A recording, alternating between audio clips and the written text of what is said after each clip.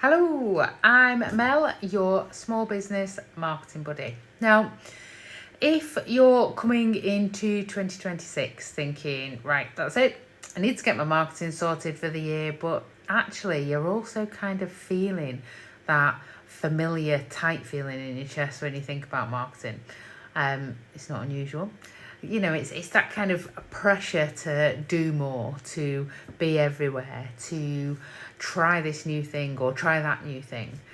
This video is for you if that's the case, because this isn't about a fresh start that comes with fresh pressure when it comes to marketing. It's about a marketing reset that actually feels doable for you and for your business, because the reality is you don't need more marketing. What you need is more clarity. So I want to talk to you about a marketing reset, and we're talking about 3 things to stop doing in your marketing as a small business owner this year, and actually what to focus on instead, things that are often missing. So for a lot of small business owners, marketing feels heavy. It's a bit of a chore because you're running a business, you are juggling clients, family, life, and marketing gets whatever energy is left sometimes. Other times you don't even have the energy to even start thinking about marketing. And trust me, I know what that's like. I am a marketer, and between juggling my own clients, between family and life, which actually has taken up a lot of my 2025, and as a result my marketing has fallen to the bottom of the priority list. You know that saying, a builder's house is never done? Well, yep, that's me. I don't practice what I preach. But saying that, despite the fact that I've been in marketing for 26 years, over 26 years now, 2026 is also going to be a bit of a marketing reset for me as well as a small business owner. And I'd love you to bring your business on that journey with me. So, most small business owners don't struggle because they are bad at marketing.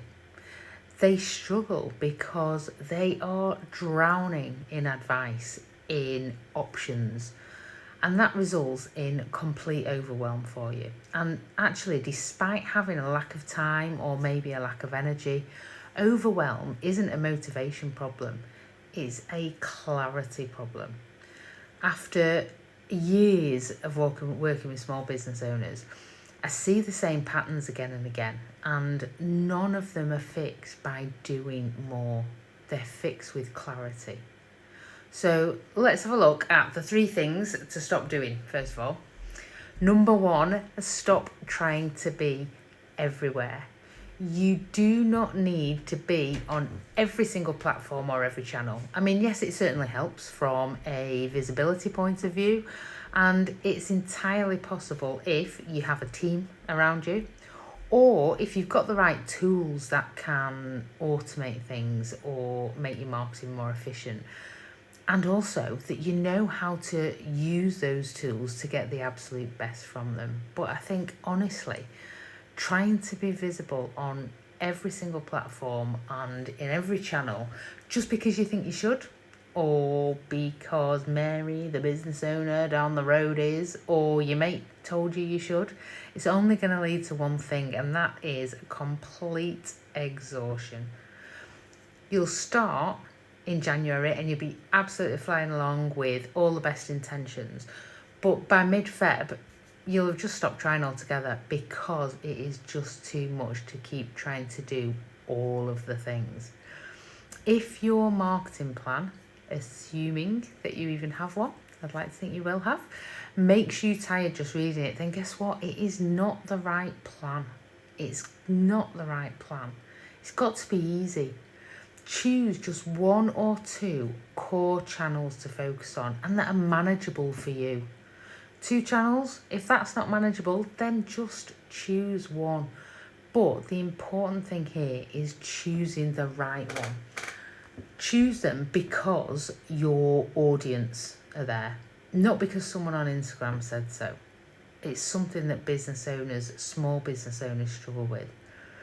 Now, the second thing is also to stop chasing every single new strategy. We are exposed to a million different people on the social channels telling you what you should be on this platform or this new platform, that you should be using more funnels, or you should be using funnels full stop, or not using lead magnets, or telling you about new hacks to make your marketing more efficient. It's everywhere.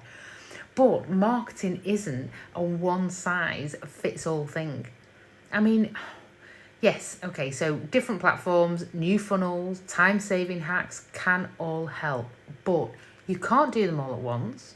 And actually, just because they exist or because they're new, it doesn't mean that they're right for you or your business. Consistency is key, and consistency beats novelty every single time. It's about the basics, and the basics work when you get them right and when you stick with them until you do them really, really well. So stop chasing the shiny objects. Make decisions about your marketing based on what you know. So it has then the highest possible impact on you and your business. I'm going to dig into that a little bit in the next section. But finally, number 3 is to stop overcomplicating what you offer. And this is really hard because you want to tell everybody what you do, but if people don't get it in a few seconds, then they're not going to dig any deeper. It's as simple as that. Overcomplicating things looks like you are offering too many services, your marketing has too many messages, your website is trying to do too many things all at the same time. Now, I created Marketing Buddy to cut through the bullshit and show small business owners exactly how to market their businesses affordably, effectively, and with the kind of genuine support that is quite often missing for small business owners and that doesn't have a big price tag attached to it. Now, obviously, to do that, I offer a range of different services and do a lot of different things, but I don't try and tell everyone everything that I do all at once. You need one clear message, you need one clear problem that you solve for your audience, and you need one clear next step. Simplify it so that people quickly understand what you do and how you help them. So with all that in mind, what should you be focusing on with your marketing this year? And this is about getting the foundations right. Clarity before content, because content without clarity is just noise. If you've heard me speak before, you've heard me say it's like throwing spaghetti at a wall. You have to know who you help. Do you know who your target audience is? Do you know what problem you solve? How do you help that target audience? And do you know what you want people to do next? What action do you want them to take? If you don't have clarity around these things, your marketing is very much a wasted effort, because by knowing these things, your marketing and your content can really speak directly to your target audience in the way that they respond to, in a way that resonates with them, in the right places where they hang out, and in a way that leads them to take that next step that you want them to take. It's about understanding. Because if you're marketing without all this essential foundational knowledge, how do you know what to say, where to say it, how to say it, and when to say it?